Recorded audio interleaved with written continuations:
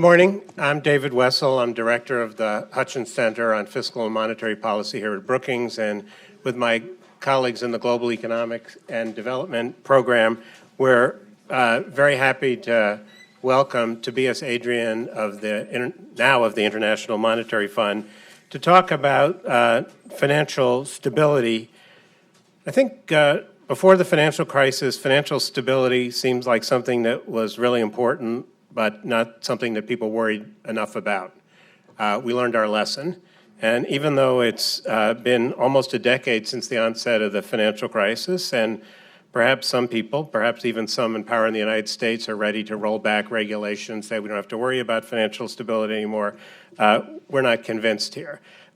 So the order of business this morning is that Tobias is going to give a short presentation, and I'm going to be joined by a panel of people who have very different perspectives on these issues. I'll introduce them later, and then we'll have time for questions.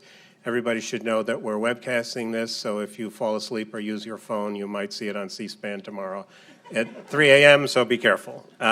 Tobias Adrian came to the IMF recently after a distinguished career at the Federal Reserve Bank of New York, where he was a senior vice president. He's been worrying about these issues before I realized they were important. So with that, I turn it over to you, Tobias. Good morning. Thanks very much for having me at Brookings. I'm going to talk about the Global Financial Stability Report, which was released last week. And the title of the report this time is Getting the Policy Mix Right, as we feel that financial stability is very tightly linked to the policy process. So I brought a couple of slides just to illustrate the main themes of the report. The good news is that global financial stability has improved in our view. The underlying economic growth momentum is stronger. The World Economic Outlook is explaining that in great depth.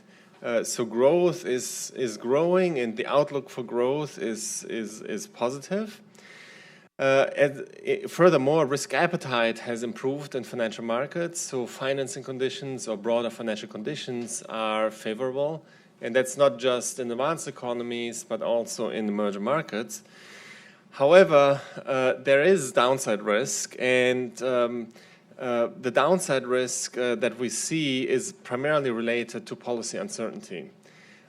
So there's a very big wedge at the moment in between the evolution of policy uncertainty and the evolution of market uncertainty. When you look, for example, at measures like the VIX, the Equity Implied Volatility Index, that is at very low levels by historical standards. It has come up a little bit recently, but it's still, way below its average value. On the other hand, when you look at policy uncertainty, that has really spiked over the past 6 to 12 months.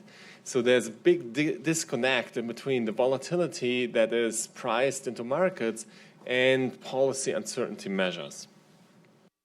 Now, why is policy uncertainty so high? We see two particular downside risks. So one downside risk is the risk of global fragmentation, or a resurgence or surgence of inward-looking policies.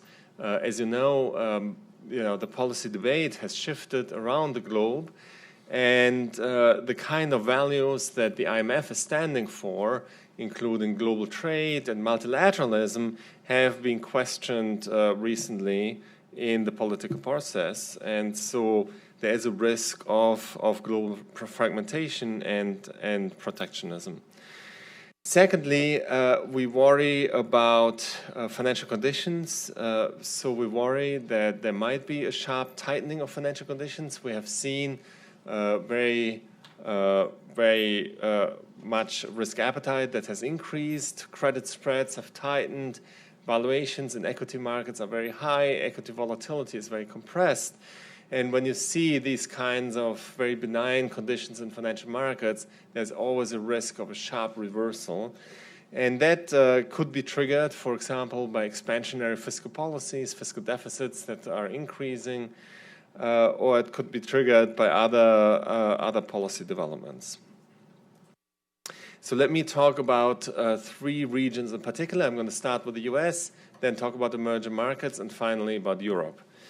So in the US, the key question that we're asking is whether policies that are priced into markets at the moment are going to translate into what we call economic risk-taking, i.e., are economic policies such as the corporate tax reform or the repatriation of foreign earnings, are those kind of reforms going to translate into more investment, into more corporate investment? What you can see on the left-hand side is that in the US, the share of capital expenditures in total assets of the corporate sector has plummeted from roughly 6% to a level of only 4% at the moment.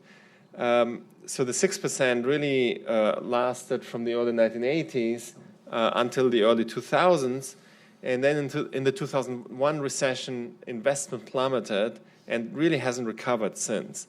So if the market is pricing in sustained economic growth going forward, so like a much higher growth rate, then that would have to be based on much higher corporate investment. And the question that we're asking, is it possible for policies to translate into this kind of sustained higher investment level? And the kind of fragility here is that the corporate sector is already highly levered. So on the right-hand chart here, you can see that by historical standards, corporate leverage in the US is high. So, of course, the corporate sector is healthy at the moment. But there are two kind of issues here. So one issue is that the corporate tax cuts and other structural policies that are aimed at the supply side of the economy, those might not necessarily translate into higher investment expenditure. They could translate into higher payouts, into higher equity payouts. And this is what we have seen since the global financial crisis, when corporate investment really has not rebounded, and instead the payouts to shareholders has increased very strongly. So in fact, this run-up in leverage, much of that has been paid out to shareholders. And then, of course, a second risk is that if financial conditions do deteriorate, if credit spreads were to widen, bond market, equity market valuations were to fall, then this high leverage could generate fragilities in the corporate sector. Let me turn to emerging markets. So if there are these risks that materialize in advanced economies, the potential risks of global fragmentation or the potential risks of tighter financial conditions, that would spill over into emerging markets. The left-hand chart shows you sensitivities of the corporate sector in a number of emerging markets to these two types of scenarios, a rise in protectionism and a rise in global risk premia. And you can see that different countries have different degrees of sensitivities to these risk events. So, for example, China is particularly exposed to the risk of a rise in protectionism, while Brazil is particularly exposed to the risks of a rise in global risk premium. These external vulnerabilities then interact with domestic vulnerabilities in those sectors. For example, in the banking sector in emerging markets, the share of problem loans as a fraction of total loans has been increasing in recent years. So they've gone from 4.5% to over 6% since 2013. And as a result, the problem loan coverage ratio, i.e. the degree to which the capital in the banking system would be covering those problem loans, has declined from 100% on average across emerging markets to less than 70% most recently. Of course, the biggest emerging market country is China. China has contributed enormously to growth of the global economy, but a lot of the growth since the financial crisis has been fueled by expanding credit.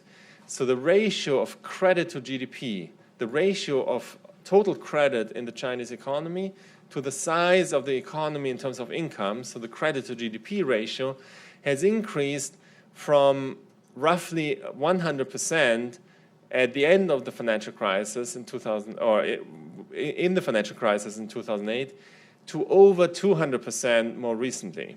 Okay, so credit to GDP went from 100 to over 200% in less than 10 years in China. And historically, when you look across countries, this type of very fast rise in credit to GDP to a very high level is dangerous. So these kind of developments typically precede some sort of adjustment. Credit to GDP is a ratio that cannot grow forever. It has to slow down at some point. And the question is, at what point is this going to slow down? So let me move finally to the euro area. In the euro area, we look at the banking sector. Of course, capitalization in the banking sector has improved dramatically in the euro area since the global financial crisis. Regulatory reforms such as Basel III have been implemented in Europe to a large extent. And a lot of the hangover from the financial crisis has been cleaned up in many of the countries. But Europe is exposed to the very low yield environment, and that's very bad for bank profitability. And the low yields are exposing structural weaknesses in the banking system. So the left chart is pointing out one of these weaknesses. So the left bar on the left chart shows you return on equity, ROE, for the total banking sector in Europe, broken down into buckets below 8%, between 8 and 10%, and above 10%. And roughly half of the banks in Europe have fairly low return on equity. But then when you look at domestically focused banks, so that's the second chart, the second bar, 3/4 of domestically focused banks have low return on equity, have a return on equity below 8%. And so it's really the domestically focused banking sector that has structural weaknesses. So what is leading to low return on equity? So you can imagine that banks have a return on assets, and the difference between return on assets and return on equity is due to leverage. So part of the decline in return on equity is very mechanical due to the fact that the banking system is now better capitalized. For a given return on assets, you have lower return on equity, and that's in some sense a desired outcome of the regulations. However, return on assets is also determined by fundamentals of the banking sector, in particular the amount of revenue, the costs, and the amount of loan provisions. And different European countries have challenges along different dimensions. So, some countries are perfectly healthy, while other countries are challenged along some dimensions, and some countries are challenged along all three of these dimensions. So revenue pressure comes primarily from overbanking. Cost pressures come primarily from inefficiencies in operations, and the high loan loss provisions in some countries are really a debt overhang from the financial crisis. And so again, some countries have made tremendous progress, while others have some of these structural challenges to address. So let me conclude so that we have time for discussion. The key to financial stability at this time is to get the policy mix right. I've talked about three particular vulnerabilities. In the US, the key message is for policymakers to guard against financial stability risks from rising corporate leverage. So the tax reforms and other proposed structural reforms really have to aim at increasing corporate investment by taking the high leverage of the system into account. For emerging markets, the key is to build resilience of banks and corporates, because external vulnerabilities are interacting with domestic vulnerabilities. So as global financial conditions and global trade is fluctuating around, these emerging markets can become fragile due to their domestic fragilities. And then in Europe, the key challenge is really to address structural weaknesses in the banking system. Now, I haven't talked much yet about regulatory reforms, but of course, underlying all of global financial stability is the financial regulatory reform agenda, and the IMF is a strong proponent of the regulatory reform efforts that have been undertaken since the financial crisis, and of the multilateral cooperation among countries and among agencies in the Basel process. So thanks very much.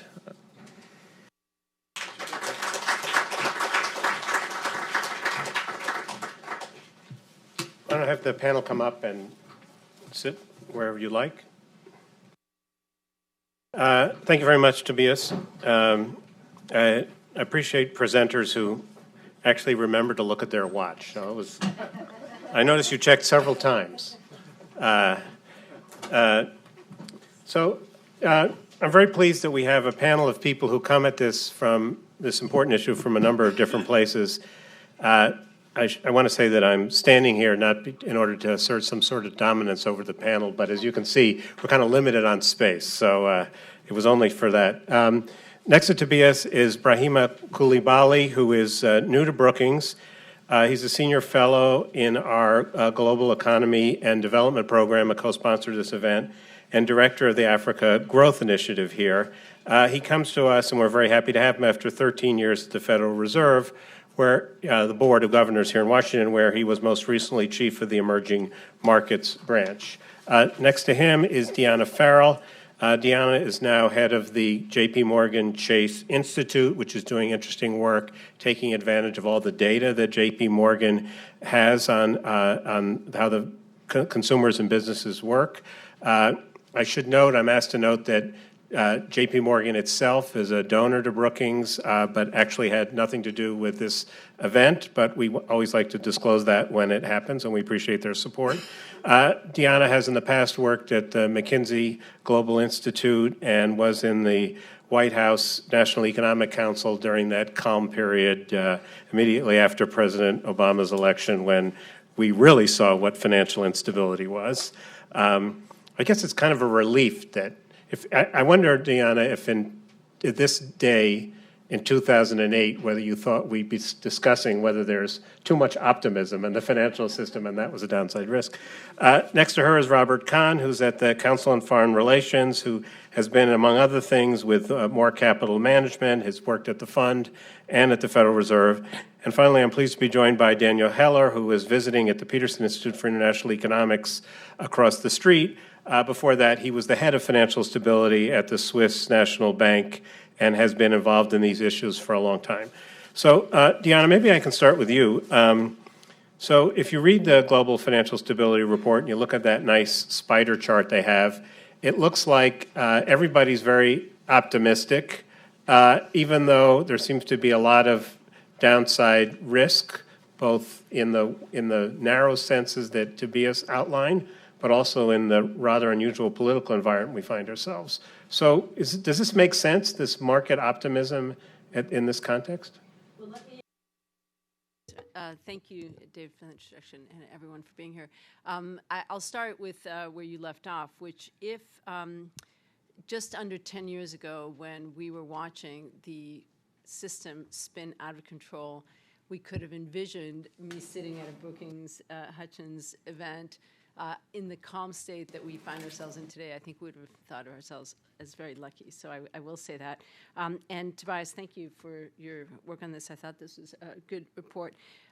I do worry a little bit about the optimism, if I can sort of tie a couple of dots together. There are many things that you point out to correctly that have improved, but it seems to me that a significant amount of the optimism is linked to market perception. You noted the risk appetite is sort of one of the potential upswings in this. And one of the really impressive charts you have here, too, is what has happened to the U.S. equity markets since particularly the election. And I think we all have to ask ourselves a very important question. Has anything changed so dramatically in the 6 months that we could really justify the equity rally we've seen and kind of the underlying shift in risk appetite? And I think you correctly say, well, the thing that has changed is the promise of a potentially different policy environment, one friendlier to business. But I think that is premised on, one, very significant tax reform. And I think who would have thought tax would be so difficult? Who would have thought healthcare would be so difficult? Not clear that we have a team in place that knows how to navigate big, complicated bills. And it's not as though tax reform isn't one of the most difficult things you could possibly try to tackle. Every administration that I've ever read about has tried, and only a few have succeeded in doing that. And the regulatory issues, and I do think that it's fair to say that we already see at the EPA and many other agencies where executive action is more powerful, probably a business-friendlier environment for investment and action. But let us remember that it was that kind of lax regulatory oversight that might have given us pretty healthy growth in parts of the pre-crisis period, but sowed the foundation for like a very profound instability that followed.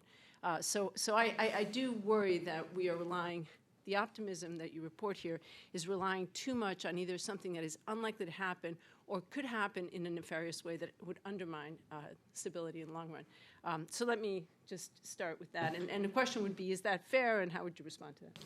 Tobias, I think I'll let you respond, because otherwise we'll end up... Do you want to go through the whole panel first? Okay. All right. Brahima, one of the things that Diana mentioned was that the world changed after 2008, and I'm curious what you think has been the lasting effect of those changes on the emerging markets, that part of which Tobias highlighted in his presentation. First, let me start out by congratulating Tobias on this report. I very much enjoyed reading it. I thought the choice of the topic were really great, and the key messages were spot on. Pull the mic a little closer to you. As I look at the emerging market landscape, say, since the global financial crisis, actually what struck me the most is, in fact, how resilient they have been. Starting first with the global financial crisis itself, and then you had the European crisis in late 2011, that followed by the taper tantrum, and then the commodity price shock in 2014, and then the Chinese stock market crash and exchange rate devaluation in 2015. So those were a series of pretty major shocks that would have, in other times, say in the 90s, caused widespread systemic crisis in emerging markets. But what we've observed, by and large, is that they've been able to weather those shocks relatively well to various degrees. Not to say they came out unscathed, but at least we didn't see them lining up to get bailouts from the IMF. So they have done something right. And what that thing is, in my view, is that they have moved to strengthen a lot their fundamentals. They have reduced a lot vulnerabilities. And importantly, they've bolstered policy credibility and switched to flexible exchange rate regime, which has given them some room to be able to use a bit more effectively their domestic policies. That being said, obviously past resilience is no guarantee for future resilience, especially now that they're in an environment of what I believe would be relatively low growth, coupled with relatively limited policy space. So in this kind of environment, then I think a difference between a growth rate of 2% and 1% may very well feel like 50% as opposed to 1%. And it would have been nice to be able to see some stress tests along those dimensions as to what will happen, say, if growth, the forecast in the wheel sort of under-delivers. And in part because since 2011, the wheel has been, forecast has surprised consistently on the downside in various vintages.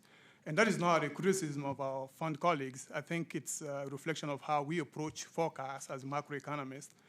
And I do think that that is intimately sort of linked to corporate earnings, and as well as perhaps debt at risk.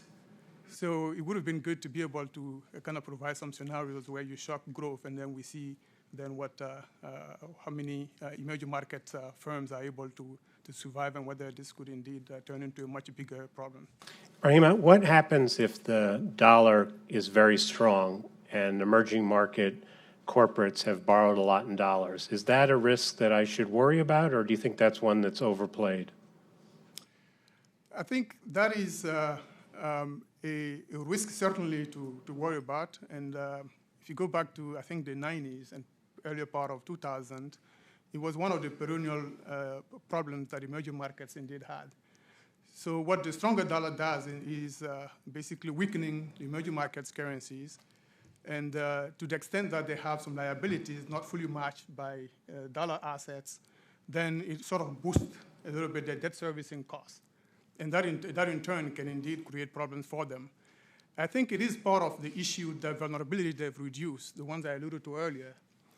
But since the global financial crisis, dollar debt has been again on the rise.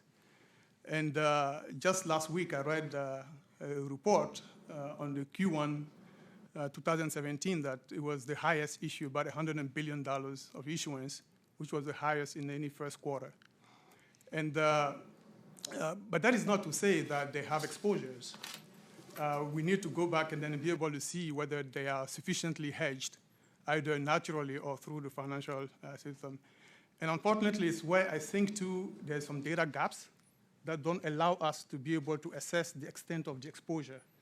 And those working on those financial stability issues, including the fund and the BIS, that would be a good place to try to fill in those data gaps. Interesting. Daniel, do you share Tobias's anxieties about the perennial problems of the European banking system? Thank you. I have, before I get into the substance, I have to say that I have read, I think, 2 dozens of GFSRs before the crisis, and it has always been very informative, including the last one. I think if there were no GFSRs, one had to invent them. So now on European banks, I broadly share the IMF's conclusions. European banks are a diverse group. You have banks that are in the euro area. You have banks that are in the European Union. You have banks that are not in the European Union and not in the euro area. You have small banks, big banks. So it's very hard to come up with a generalized assessment. But I would say in general the situation has improved. Supervision of euro area, large euro area banks has improved through the single supervisory mechanism. Capital levels have also increased. I would share the assessment that there is overbanking. There are too many banks with too many branches. There are operational inefficiencies stemming from underinvestment in technology. But I would also add, I think, that capital levels are still not where they should be. There is still not enough capital, and this is a problem because weak banks don't lend. Only banks with enough capital are able to take risk and lend to the private sector. And I think that's one of the problems of the euro area, that there's not enough credit, and that's because the banks don't have enough capital. Maybe an additional thought that I would like to offer is that if we want to understand the problems of the euro area banks, we also have to look at the governance structure. And there, I think we see that many euro area banks have governance issues that they have to address. And let me illustrate this with a comparison of euro area banks with Anglo-Saxon banks in the UK, in the US, Canada, and Australia.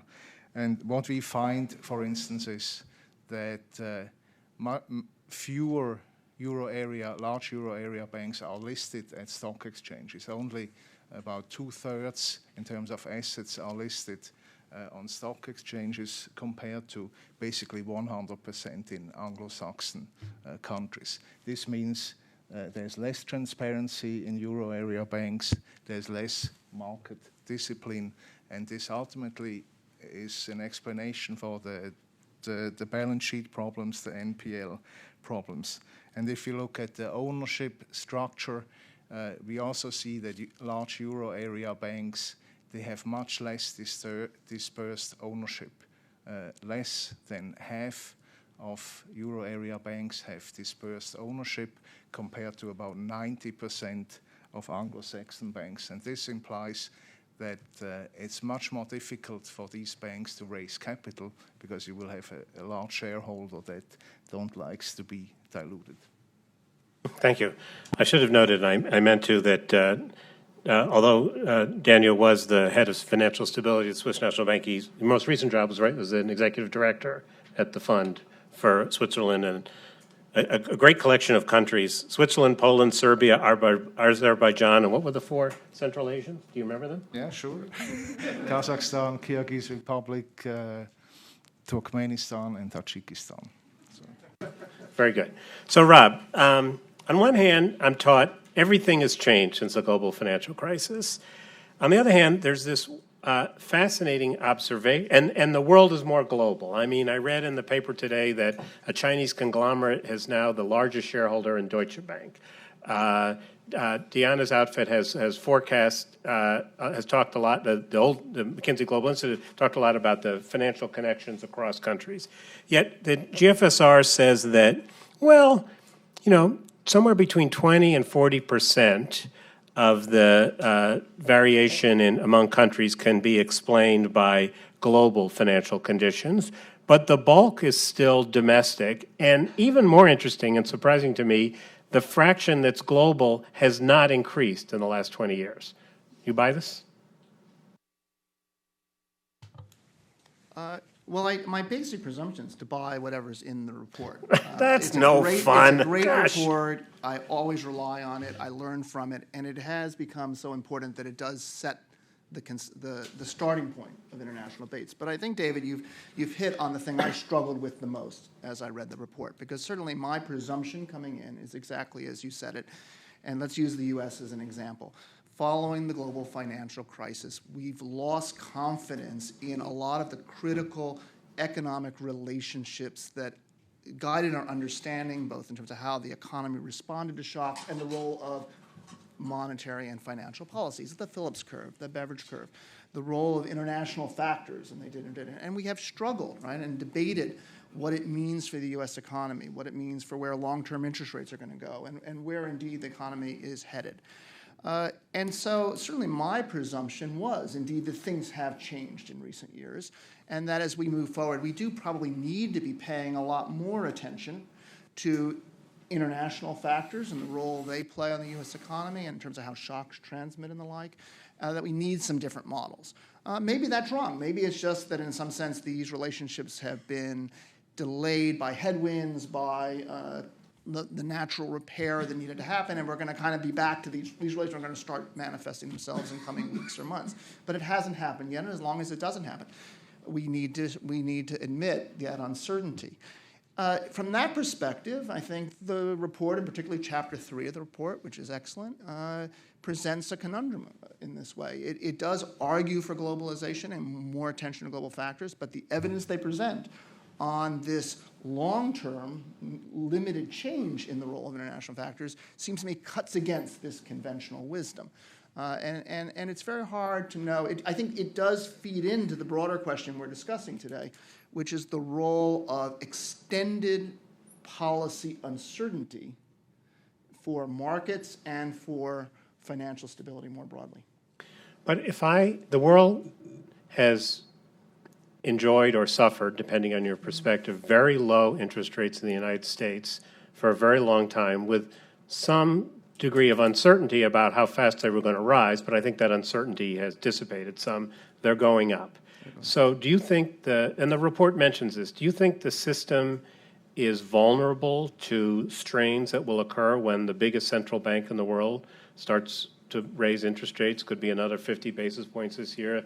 They could stop they could start shrinking the balance sheet, might be a few more basis points next year. How big a risk is that, do you think? I think it's a pretty significant risk going forward. As you say, a lot of it is the monetary conditions point that we seem to be seeing a different Fed right now in terms of its willingness to move aggressively in tightening financial conditions, both through rate hikes and through, at some point, an announcement of a change in how they're going to handle the assets on their balance sheet. That's certainly part of it, and Brahim talked about our long history of that having potentially, those type of cycles having profound effects on global markets. Where we go, once again, another element of policy uncertainty. The board of the Federal Reserve System will look very different in about a year, 5, potentially maybe 6 changes, and so we have this additional uncertainty that the policy views of the key players may be very different in a year.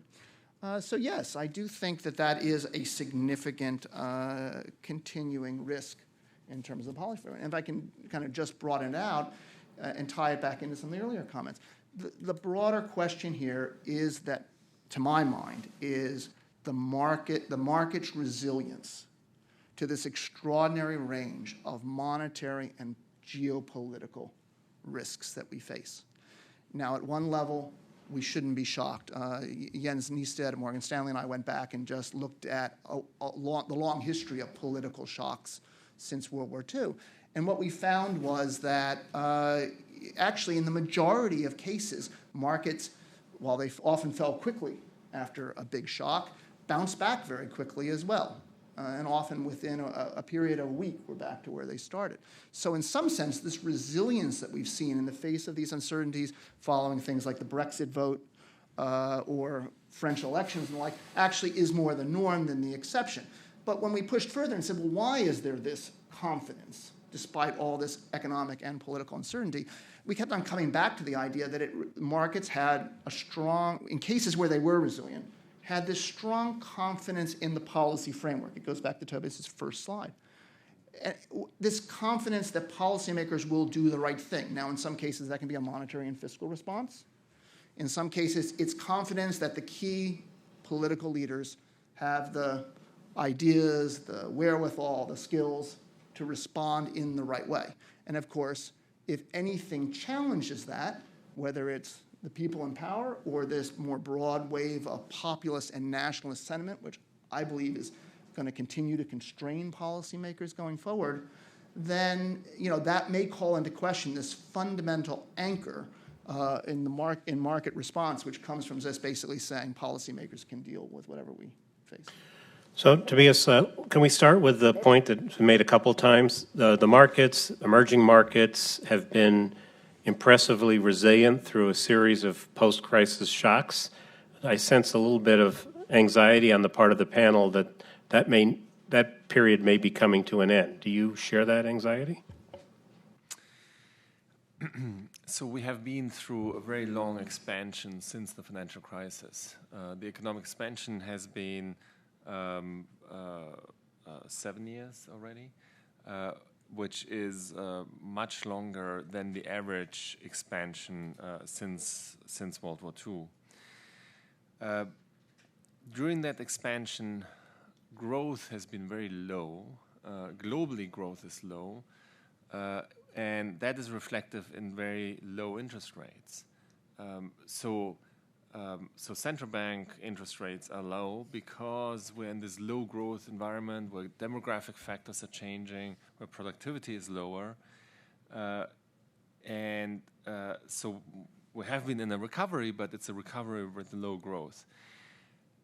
The turning point that was identified in the wheel is one where it's totally correct what Praimya said. The IMF, along with pretty much all other forecasters, whether they're in the public sector or the private sector, have consistently forecasted that we would get back to a higher growth equilibrium, right?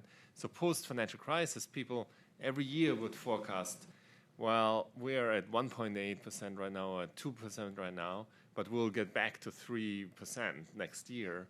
and they were persistently disappointed. What is a little bit different in the current environment than over the past 7 years is that there is sort of like evidence from around the world that we might be getting back to a slightly higher growth path, and it's really evidence that is not just located in one country, one region, but it's sort of like broadly around the world. Now, is it dramatic? No, it's not very dramatic, but it feels like a little bit of a turning point, and that is exactly how the World Economic Outlook is presenting the story. Could we be disappointed? Yes, of course we could be disappointed, and that's where the policy uncertainty is coming in. There are lots of risk factors out there. In terms of market pricing, which is what both Diana and Robert has talked to, basically with the recovery, we have seen equity markets rally. The rally has started since the end of the financial crisis. Since 2009, we have seen equity markets rally, and at the same time, we have seen, of course, interest rates continuing to go down globally. And so when you look at the equity risk premium, so when you look at equity market evaluations taking into account that future cash flows are discounted with lower interest rates than they were historically, then of course the equity risk premium is starting to be somewhat compressed, but it's not extremely compressed by historical values, right? So basically the price earnings ratio is very elevated, right? Price earnings is very elevated, but that's not taking into account that interest rates are low, and interest rates are expected to be low for a long time in the future. So this is where people often use the equity risk premium, and the equity risk premium is compressing, but it's not extremely compressed by historical standards. So this is one thing that is important, but of course we are in the late cycle, and there are risk factors out there, which is exactly what I was trying to get at in my presentation. Now, these risks are the risks that we are seeing are a lot of policy risks.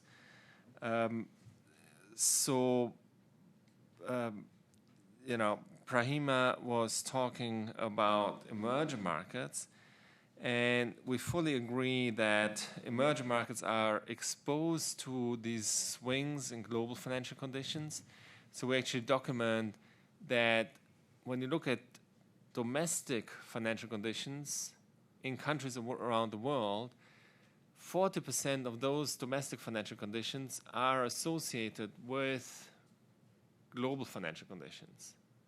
Okay, so the extent to which domestic financial conditions vary, 40% of that comes from global developments. In contrast, only around 12% of domestic financial conditions is associated with domestic monetary policy shocks. So when sort of like global financial conditions vary around, you can offset them with domestic monetary policy, but on average, in the data, countries are not doing all that much with monetary policy in terms of financial conditions. So the exposure of emerging markets to global financial conditions has improved since 2013, say. So the countries that were particularly exposed to the taper tantrum in 2013 are generally have increased their resilience. They have increased their foreign reserves. They have actually slightly reduced the US dollar exposure, but vulnerabilities remain. And so just coming to the European banks, so again, the key takeaway for Europe is that there's a variety of problems in different countries. For example, Italy and Portugal are still struggling with the hangover of the financial crisis. They have a lot of non-performing loans. And they're also struggling with overbanking and high costs. Other countries, more in the north, might not have the NPL problems, but some of them do have overbanking problems.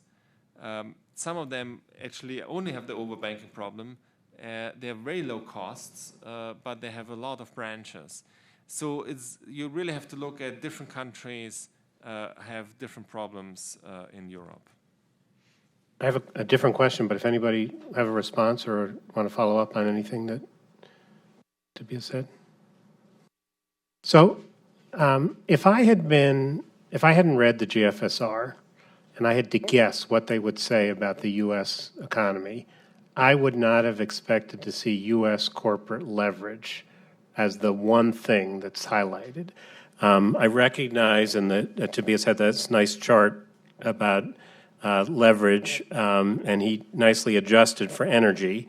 As I understand it, there is a lot of leverage in energy, which has obviously been a problem given low oil prices.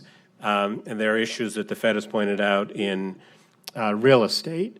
But my prior would have been that compared to where we were, like that's the last thing I'm worrying about, the stability of the industrial balance sheets. This is the journalistic thing of if you don't have data, use anecdotes. That Apple reported yesterday they have $250 billion of cash, and the Wall Street Journal calculated that's enough to buy, that exceeds the market cap of 26 of the 30 companies in the Dow Jones Industrial Average. So does anybody share my surprise that U.S. corporates are on the list, or do you agree or disagree with that as a highlight? Deanna? I would definitely agree that it surprised me. If anything, I would have thought of that more as a strength that would corroborate your more optimistic view of the U.S. economy, not only because the level of cash sitting not just at Apple, but at many, many corporates right now are sort of record highs, but also because it's pretty clear that if somehow corporates do expand their appetite to invest more, there's a lot of supply to feed that. And so I think they could easily raise more capital, either debt or equity, and therefore would not need to rely on increased leverage to do it. If anything, I think there's a frustration in the investor markets that there isn't enough opportunity to invest in equity-like returns. So I agree that is not the biggest risk. I see the bigger risk, as you correctly point out, kind of the policy uncertainty, but in the U.S. context, in particular, some of the detrimental ways in which otherwise good things could turn out. Daniel? Yeah, I have to admit I was a little surprised too. I found it an interesting read, this chapter, but it did not entirely convince me for the following reasons. So if there is this corporate tax cut and incentives to repatriate money to the US, we don't really know how much of this tax cut and repatriation will be invested. So obviously there will be some investments, but in order to have leverage to increase, they would have to invest the amount of the tax cut and what they take back plus increased leverage. And for this to happen across the non-financial sector, I think it's just, to me, not so likely. In other words, they might get a tax cut, they might bring back some money, but that wouldn't necessarily lead to more leverage unless they invested it all and borrowed some more on top of it. Or they may buy back shares, right. They may increase wages, they may increase dividends. We don't know that. So. Right. Of course, at the rate we're going, if I were a corporation, I wouldn't be spending my tax cut just yet. Rob? A lot of this gets to the view of where The right button. That's the right button. A lot of this gets to your view about where we are in the cycle.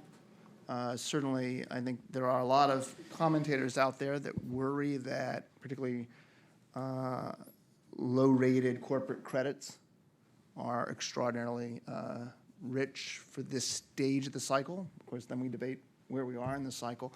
But I think it's a macro concern at the core. I kind of share the view. I think the legislative agenda that we get out of this administration is quite limited. I assume tax reform will not get through. We'll probably end up with a more narrow set of cuts. But then at the end of the day, what it is, it's a simple fiscal expansion at near full employment that the Fed will be forced to respond to. and will likely create imbalances, and and spill over to probably bad investment decisions over time. And I think that has to be the fundamental concern. Now, if you're an optimist and you think, we're going to have 3% growth, and that in a sense we're going to crowd in this additional spending with great new investments, you can be pretty sanguine. But I think most mainstream economists, and certainly I align myself with the view that there's just not the space there for that. Actually, Rob, if I could just add one thing to that. I think that's right. I think that where you could get slightly pessimistic here is to see this large fiscal stimulus that actually drives kind of more heat and problems. And your report, I think, correctly says, look, there is a risk that that the regulatory reform agenda will weaken financial stability. But I wonder if you could talk to how much of this. I think the biggest risk is around capital, liquidity, solvency type of provisions that the Dodd-Frank put in place that more of the G20 are sort of adopting. We didn't get too much of that in this report. I would argue that may be more important than what interest rates are doing or not, although the report spent a lot of time talking about the interest rates. That was my next question, Deanna. Sorry. All right, so Tobias, let's divide this in two pieces. One is the response on the corporate, then the second is, I'll get to the financial regulation. Yeah, thank you. So when you think about the U.S. corporate sector, you really want to think about it not as one sector, but you want to cut it in different dimensions, looking at the cross-section of firms. And what you correctly point out is that there are some firms in the U.S. corporate sector that have a tremendous amount of cash and have very low leverage. So Apple is a typical example. Tech companies in general tend to have a lot of cash and very low leverage. However, that is not the whole corporate sector in the U.S. There are other parts of the sector that have less cash and more leverage. And in particular, when you look at the investments, so the capital expenditures of U.S. corporates, what you will find is that roughly half of the corporates half of the spending of capital expenditures of the U.S. corporate sector is done by only 3 sectors that are extremely highly leveraged and where cash flow does not cover capital expenditures. So those are, utilities, energy, and real estate. And so those sectors do produce half of capital expenditures. They do have high leverage and they have low cash flows relative to capital expenditures. So if you want to, if you want to generate a higher growth rate going forward through capital expenditure, the whole corporate sector has to expand, but this subsector of the corporate sector has to expand as well. And so that subsector would either have to take on more leverage or issue equity. So to the extent that that the equity market valuations continue to be rich, probably that sector could issue equity, as Diana pointed out. But the risk is, of course, that there's a reversal to valuations, and at that point, that 50% of the sector that is highly leveraged, becomes fragile, and this might not translate into the higher capital expenditures, the policy as expected by some market participants. So that's the risk that we're seeing. Can I just follow up on? Yep. So I understand that most of the capital, half the capital investment has been in energy, real estate, and utilities. I get that. That might be a bad thing.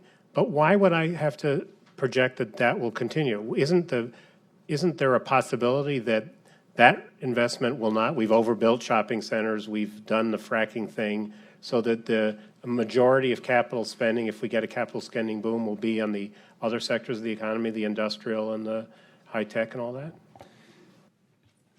That could be the case.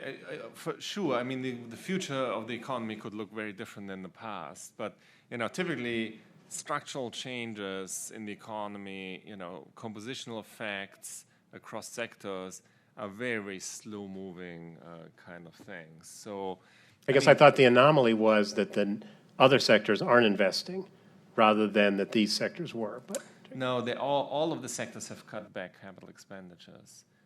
So the first chart that I showed, where you see the sharp drop in capital expenditures around 2001, that is fairly broad-based. Okay. And so, to really get to a sustained higher level of growth, you would expect to see higher capital expenditure across the economy. Okay. Can I ask, before I get you to financial stability, I want to get, so Deanna raises a good question, and I don't think it's only a U.S. question. It's easy to make the case that we are at the high point of financial regulation, that the combination of Daniel leaving the BIS, Brexit, the rise of the deregulators in the Trump administration, a change in personnel at the Federal Reserve. It's kind of hard, it's easy to make the case, I'm not sure it's right, that this is the high water mark. And what Deanna's saying is be careful, because once you start down this slope, it tends to be pretty fast, and that's how we got into this mess. So do you share that concern, Rob? I do, and I think in some ways that would be the most direct challenge to the report. Because the report, after laying out these concerns, the incomplete reform agenda, sort of basically says we need more, right? We need more Europe, we need to move more aggressively on this global reform agenda in which we backed by international agreements and enforcement mechanisms and the like. But if you step back from that and say, we are seeing a fundamental rewriting of our political debate, right? And these debates on an open view of the world, an integrated view versus a more closed nationalistic view, is going to inform our politics and our economics probably for the next decade, nowhere more so than in the financial space, where I think a nationalist, whether in the US or in Europe or elsewhere, will come up, may agree with the concerns and come up with a completely different policy agenda for it. In the US context, where I don't think we'll get legislation, but over the next 3, 5, 7 years, we could see a very significant change in the regulatory environment to something that could be more nationalistic. What does that include? Does it mean ring fencing? Does it mean barriers to inward investment? Preferences for smaller national banks and the like?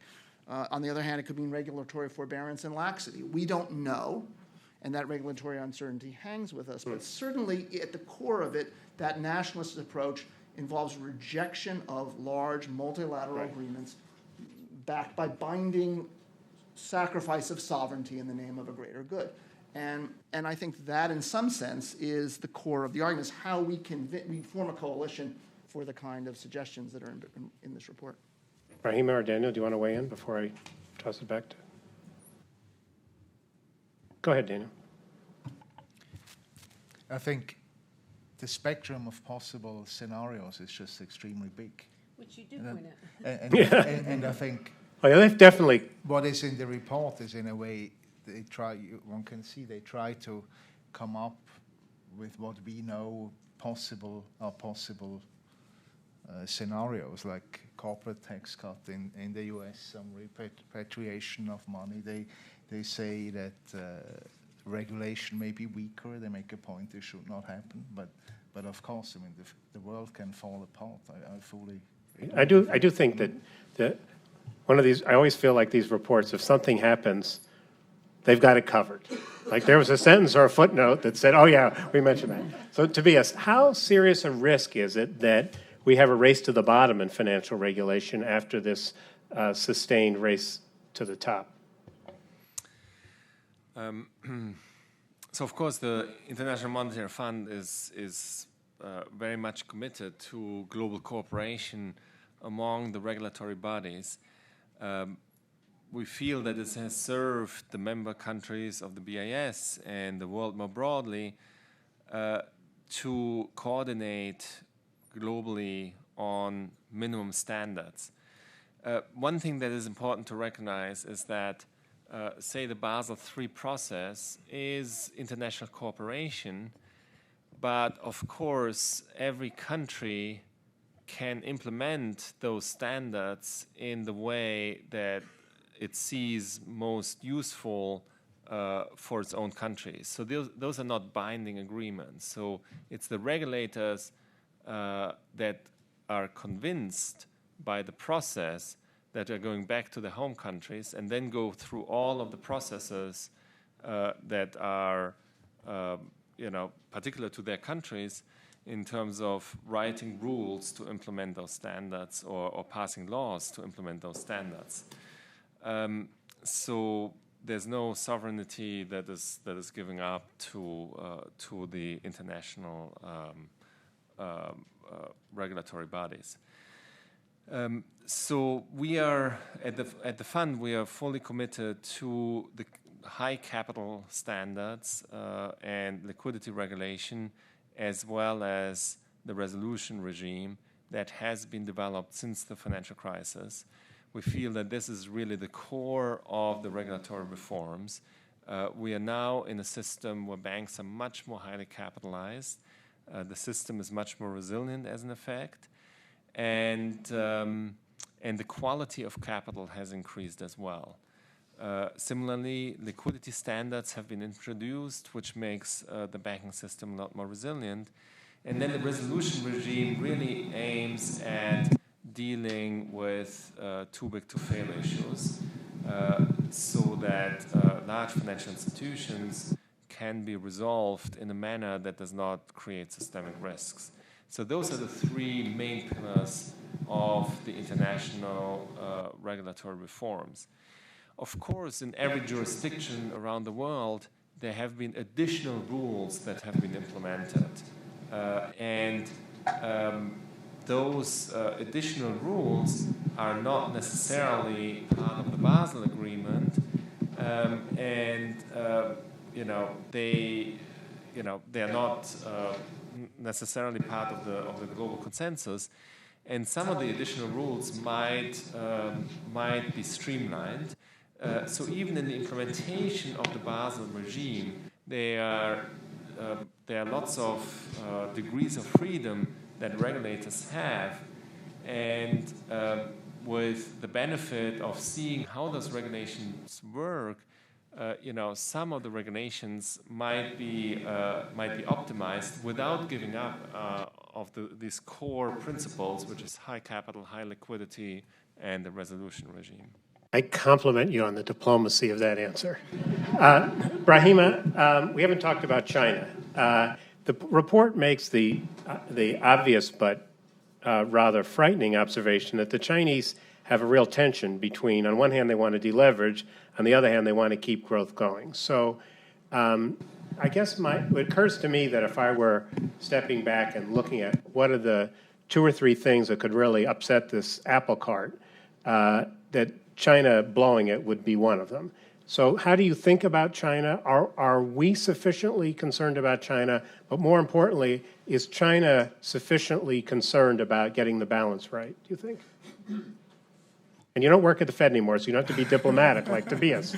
No, I think there could never be enough of a concern about conditions going on in China. And in fact, I think since the aftermath of the financial crisis, it's been one area basically on the radar of almost everybody looking at financial stability issues. And with any flare-up, it seemed like most expecting then a crisis to unravel, but they've managed somehow to predict doomsayers wrong every single time. How much longer that can go on is quite uncertain. I think, as you correctly point out, and the report touches on this, is indeed the main vulnerability has been leverage. It's gone up by quite a bit, and I think the credit gap is somewhere around 25 percentage point of GDP, which in any normal circumstance would have resulted in a crisis. Define a credit gap. The credit gap would basically be the run-up in credit versus what you would consider a normal and healthy expansion of credit. So then that's really a major concern. But China being China, there are some unique features of the economy that may suggest that they have levers to mitigate the situation. The first is that a lot of that debt is really owned by state-owned enterprises who owe to state-owned banks. So it's a sovereign owing to itself in some sense. Once you take that into account, you may say that in the end, they should be able to somewhat use some of the resources at their disposals to mitigate it. And indeed, it's been growing because of that tension precisely. They're running a really delicate balancing act between the need to really preserve a minimum level of GDP growth so they don't run into a lot of unemployment situation that could in turn result into social unrest. But at the same time, they recognize that the rising credit is a major issue. So what they've been doing so far looks like they take one step in addressing the vulnerability, but then they watch the growth outcome. And if it looks like growth is going to slow, they will take a step back and then switch their attention to growth. So what I'm most worried about is that I think they do have the resources to handle a downfall because of the reasons I mentioned. What I'm perhaps most worried about is the complexity of the task, given how opaque and interconnected it is, sort of overwhelms their ability to react in a timely fashion. Interesting. I'd like to take a few questions, and I think what I'd like to do is take two or three. We'll start with you, Anders, and Peter, there's a question right next to you. Take two or three, and then we'll let the panel and Tobias respond. Thank you very much. I would like, Anders Åslund from the Atlantic Council. I would like to ask about an apparent contradiction here in the panel. On the one hand, you want the regulation that we have now, or even more. On the other hand, you want more globalization. We are now seeing that the European banks are withdrawing from Eastern Europe, not only from Russia and Ukraine, but also from Poland and Hungary. And this is very much because of European bank regulation. We are seeing that American banks are withdrawing from emerging markets because it costs too much in terms of compliance costs. And perhaps most pernicious of all is FATCA, the Foreign Account Tax Compliance Act, which means that U.S. persons barely can open a bank account in Europe. What would you like to do about this? Thank you. Peter's one on your right. Gentleman has a card up. And then Bert. Yes. So you are, please. Yes, Bert Gurlowski, Voice Noise Foundation. Two very brief questions. In the quest for financial stability, how much inefficiency in the credit allocation to the real economy can you take? And the second question is, on these profits to be repatriated, I hear cash, cash, cash. What cash? Have these not been deployed? Might not these $2.2 trillion already be invested in treasury bills? Whatever. What cash are you talking about? Thank you. Bert Ely, behind you, Peter, to the right. Thank you, David. Bert Ely, banking consultant. I have a two-part easy question about China. Number one. Easy question about China. Right? To what extent might there be an instance where the banking regulators will lean on the banks, both state-owned and private, to start getting more realistic about reserving for the loan losses on their books? And to what extent might we see a demand shock in China if not only businesses but households start to become concerned about being over-leveraged and consequently cut back on their borrowing and therefore on final demand? Okay. Anybody want to volunteer for? Anders' question was basically having undesired effects of bank regulation. Looks like it's you caught the ball. Go ahead. Do you first? Yeah, I'm happy to start.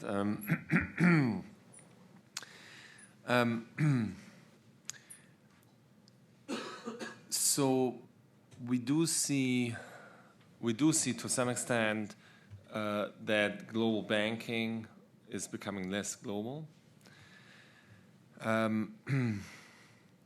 And what you're pointing out is that regulations play a role there. But of course, there are other factors as well. Since the financial crisis, bank business models have changed dramatically, not only due to regulations. Of course, the regulations play a big role, but also due to the changing economic environment. So, for example, the European banks had started large banking organizations, in particular trading organizations, in the US in the run-up to the crisis. in order to increase returns. Once the financial crisis hit, many of those operations registered very large losses, and that is one of the factors that is making those banks reevaluate their global presence. Secondly, I mean, there are attempts to ring fence, and that is really a way of deglobalization. Switzerland was one of the first countries to ring fence. The U.S. has the intermediate holding company construct, which is a kind of ring fencing construct. And so the way to think about ring fencing is basically that regulators say that it's no longer so a global bank, right, has a home country, and traditionally the main supervision was done in the home country, and say capital and liquidity could be distributed across the world in whatever way the bank judged most efficient, as long as on a consolidated basis it had enough capital and liquidity. And so the movement towards ring fencing is a movement where domestic regulators say, well, you have to have enough capital and liquidity even in each of the countries in which you operate. So say a European bank that has a subsidiary in the US has to capitalize and the subsidiary in the US on a standalone basis. And that, of course, has costs and benefits. So the benefit is in terms of financial stability for the host country, but the cost is that it might distort capital and liquidity allocation across the larger banking organization. And those are trade-offs. I mean, there are many trade-offs between financial stability and, say, credit growth. Let me name another trade-off like that. At the fund, there has been a lot of work done on correspondent banking. So correspondent banking is basically allowing people around the world to wire money internationally, and you have to do that through correspondent banks. But correspondent banks have been winding down their businesses in many foreign countries due to compliance concerns or regulatory concerns. Rob? Yeah, I basically agree with that, and then just tying it into. So I one time worked at a bank that proudly announced that it was in over 100 countries, and this was an important call. We never really had quite a great answer to the question that was asked on an investor call once: why are you in 100 countries? And so they're not in 100 countries now. But obviously at the time, the argument was very much that there was a powerful economy from being everywhere your clients wanted to be, that there were economies of scale and scope to being big and global. Even though a lot of economists have failed to find in econometric work these economies, to being this big, but there was that perception. And certainly, as you say, I mean, that's been challenged there because of the legal risks of misstepping in these global environments, the compliance risks, which Anders emphasized, as well as just a general economic reassessment that's gone on post the crisis. I don't see that necessarily coming back, but I also, as you see implied by my earlier remarks, see at least from that kind of these nationalistic pressures that I think are mounting in terms of the debate. A growing, that to the extent we see, whether it's in Europe, regulatory reforms that may create incentives for a homeward bias, I think you could get the same over the next several years in the U.S. The part of the way this debate resolves actually is maybe to reinforce a national bias in bank investment and the like. So I don't see that necessarily reversing. Yeah, I would just pipe in with that. I do think that there were elements of the reform agenda, Dodd-Frank and subsequent international efforts, that made that tension harder than it's in the past. But nothing compared to what Brexit is doing to the UK financial system. And it's more that nationalist populist type of thing that is likely to create that tension. But there's a broader question here, and I think the second question is, so we understand that there's a cost to ensuring financial stability. And we have to make a judgment about whether that cost is worth the benefit of heading off some future financial crisis. But in judging that cost, we are learning as we go as to what the costs are. So, for instance, there's some anomalies in pricing, covered interest parity. There's complaints about liquidity and stuff like that. So, Daniel, you can answer whatever you want, but please, do you think there's a chance that we underestimated the costs of this financial regulation and now have to reevaluate? You can respond to that or the other question or say whatever you want. I mean, in general, we have to expect adjustments in the business models to the regulatory environment. And that's not per se bad, right? There will be other new business decisions and so forth. For correspondent banking, I think the cost of correspondent banking has gone up due to compliance costs and so on. So it's natural that some of the providers will leave that market. When it's a low margin business, costs go up. So a few will leave this market. For some countries that's difficult because all of the providers have left. But for most countries it's not, I don't think it's such a big issue because as long as you still have one or two providers in a country that is there, you don't need 10, right? Two is enough. But Tobias, do you the think really hard part of your question to answer, I would argue, David, is that I think on this is hard to do because so much of the cost-benefit analysis relies on a counterfactual of what might happen, and so it's anybody's game. And, we did spend, at the time that we were developing Dodd-Frank, a lot of work with the Fed to assess, what is a point of capital requirement, how do you trade that off in terms of GDP and in terms of future potential crises? And, it's a guessing game if any of us are really honest about that. But I would argue that the regulators, at least in the U.S., were very thoughtful about the cost-benefit on most of the individual rules and regulations. What I do think is a fair question, which is even harder, as hard as that first one is what's the cumulative effect of all of these? And we didn't have the luxury, some of us tried, believe me, of kind of if we were to start with a blank sheet of paper, what might we do and, what would we get rid of in order to add the things we wanted to? And I think if you had that luxury, you would clean up a lot of things that on a cumulative basis would give you the same safety, if you like, with a lot less burden. That's just not the way the world works. And we have jurisdictions in Congress that oversee different parts of the system. And you've got to work with what you have, and many of these were incremental to the existing infrastructure, which I think, as with healthcare, it's just the way it is, and maybe wiser, more enlightened people will move to a different mode in the future. I do think that's a harder question, but a valid question to say the cumulative effect of this may be overboard at the end of the day. Rahima, there were two questions about China. One is, are the banking regulators getting tougher on forcing them to accept that they have a lot of non-performing loans? And secondly, is there a risk of a demand shock, over-leveraged consumers pulling back? Do you have a view on either one of those? In terms of the dynamics between the banks and the regulators, at what point they will begin to really force them, I think the presumption is that they're not doing that already. But it's going to be hard to know when that occurs because of the nature of the way policies has operated. If there are some problems, usually they will be handled before it actually comes to the surface. So it's hard for anybody to be able to know exactly what may be going on underneath the surface.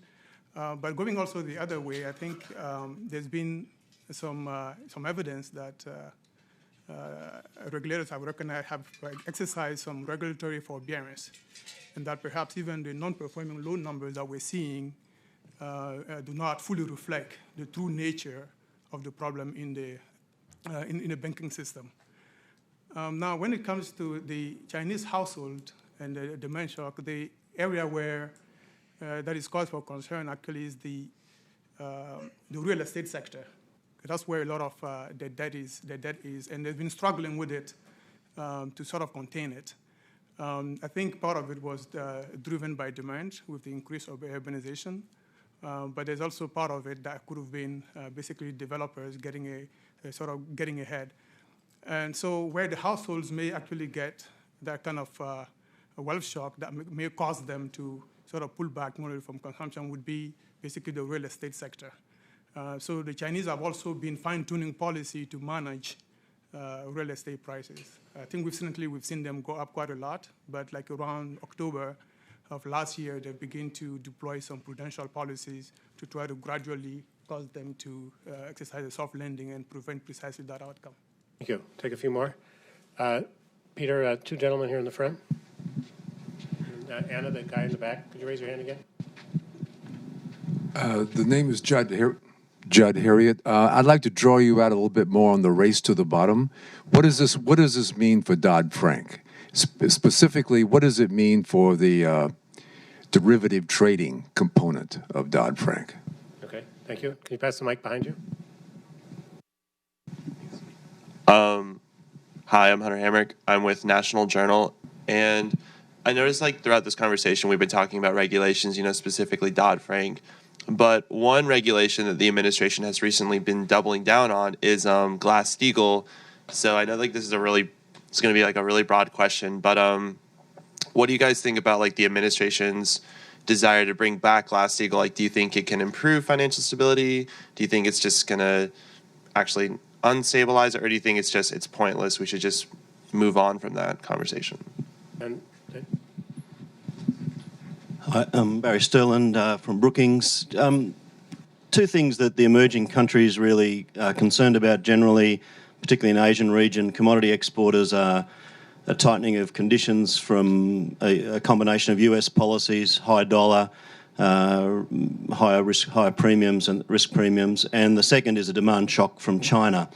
One of the charts you put up, Tobias, had a very stark suggestion that there could be an interaction between those two that in a combination would be harmful. The big sensitivity of the Chinese situation to US policies, fragmentation, protection and the like. So I wouldn't mind some comments from the panel about looking out for those interaction between some of those large shocks and how they could play through, and whether there's some work in the fund to explore those interactions. And it would be interesting comments. Thanks.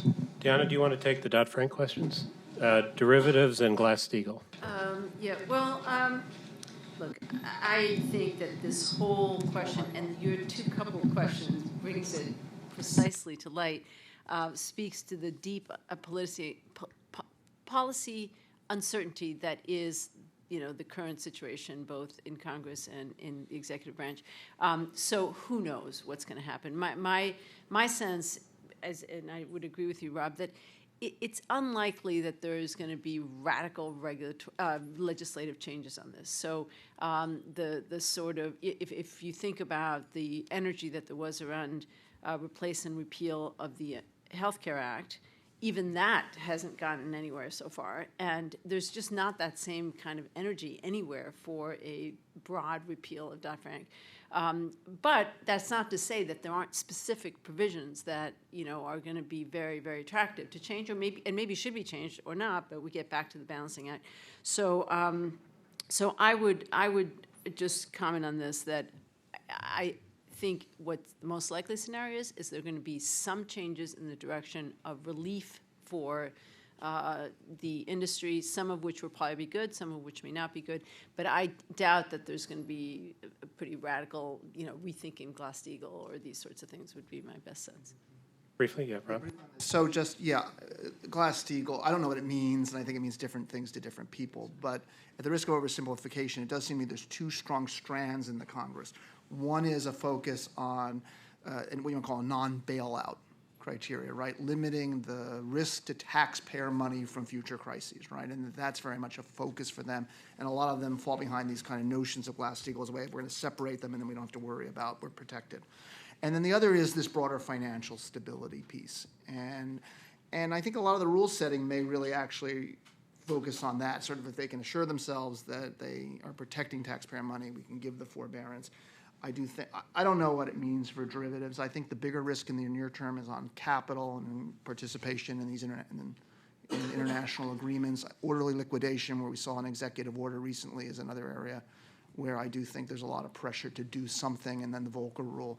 All of these, though, are kind of trying to compartmentalize the desire to allow additional risk-taking and forbearance. Right, but I would say that even without major legislative changes, there will be different regulators enforcing each of these things, and there's a substantial amount of discretion, the Fed, the comptroller, and places like that. And it could take 5 years before we really Definitely know where take we're 5 headed. years. And I would really underscore that the game is not a legislative game.